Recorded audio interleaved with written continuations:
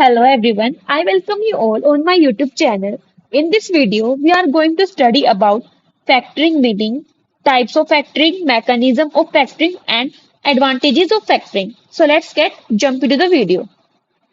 So first of all, what is factoring?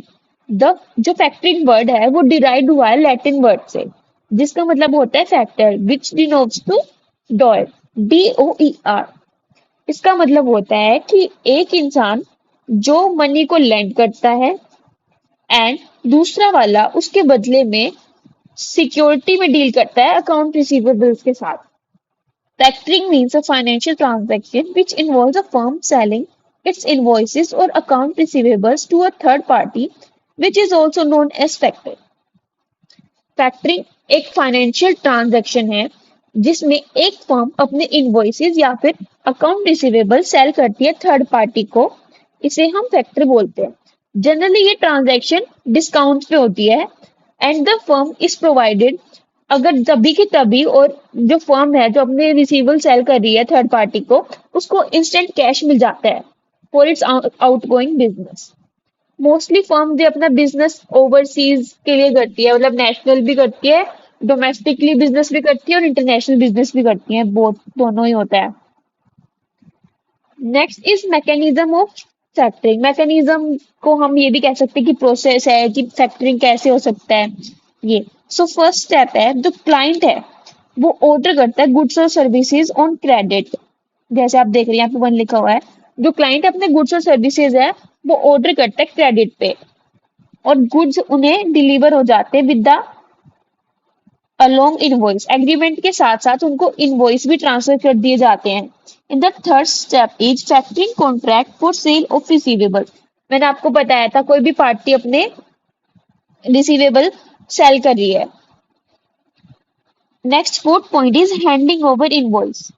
Fifth is factor financing. अब factor finance हो जाएगा and next is receiving payment.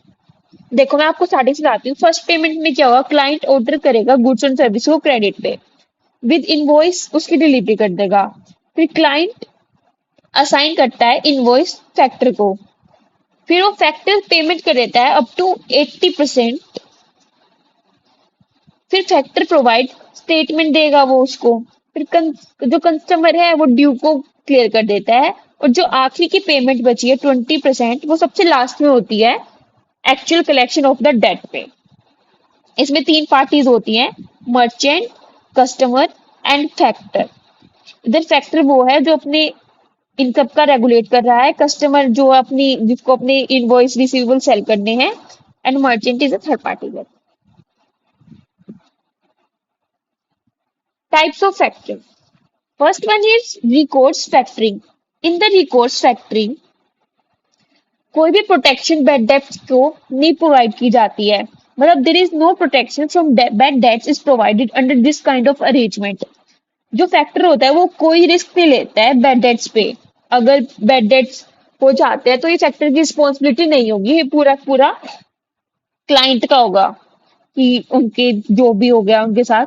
But क्या होता है, लो factor की फीस होती है, इसके एडवांटेजेस हैं। ये मोस्टली डेवलपिंग कंट्रीज में होता है और एडवांटेजेस रेट हाई होती है रिकोर्स फैक्टरिंग की। अब नॉन रिकोर्स फैक्टरिंग वो होता है जिसमें फैक्टर एब्सोल्यूट रिस्पॉन्सिबिलिटी रहता है बैड डेट्स की। It provides protection to the client against bad debts. ये प्रोटेक्शन प्रोवाइड कराएगा। बट ये फैक्टरिंग मोस्टली डेवलप्ड कंट्रीज में होती है, एडवांस्ड इकोनॉमीज में। ये था डेवलपिंग जो अभी डेवलप हो रही हैं और ये था जो डेवलप हो चुकी है इकोनॉमी उन पे। ठीक है, और इनके जो हाई होती है फैक्टरिंग फीस वो हाई होती है क्योंकि ऑब्वियसली अगर आप किसी का रिस्क उठा रहे हो तो आपकी फैक्टरिंग फीस हाई होगी, इधर फैक्टरिंग फीस लो होगी। अगला है एडवांस फैक्टरिंग। एडवांस फैक्टरिंग में क्या होता है, जो आपकी डेट है उसकी पहले से ही 75 से 90% पेमेंट प्री डिटरमाइन हो जाती है पहले ही, और जो रिमेनिंग है वो बाद में सबसे अब इनवॉइस के बाद उसकी पेमेंट होगी आपको। बैंक पार्टिसिपेशन फैक्टरिंग में क्या होगा, बैंक ऑफर करता है एडवांस क्लाइंट को कि वो फाइनेंस करेगा एक पोर्शन जो फैक्टर रिजर्व कर रहा है। ये अब मैं आपको एग्जांपल देती हूँ। अगर कोई फैक्टर है वो एक्सटेंड कर देता है कोई भी एडवांस 40% से बट बैंक उसे अनदर एडवांस बना के देगा 30% of the bad date.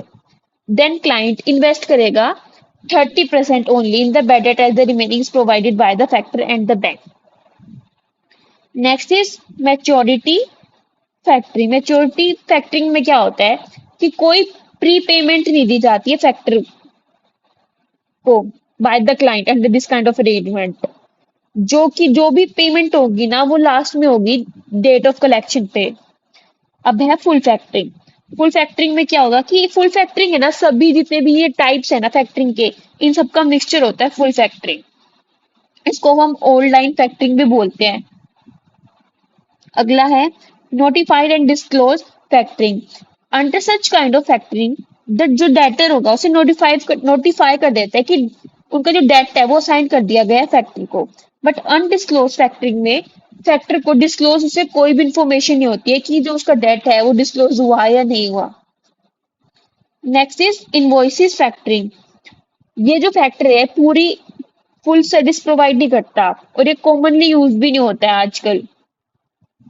Export factoring वो होता है जो क्रॉस बॉर्डर फैक्टरिंग हो रही है, इंटरनेशनली हो रही है, जो वो होता है एक्सपोर्ट फैक्टरिंग. जो एक्सपोर्ट फैक्टर्स होते हैं ना वो स्पेशलाइज सर्विस भी प्रोवाइड करते हैं.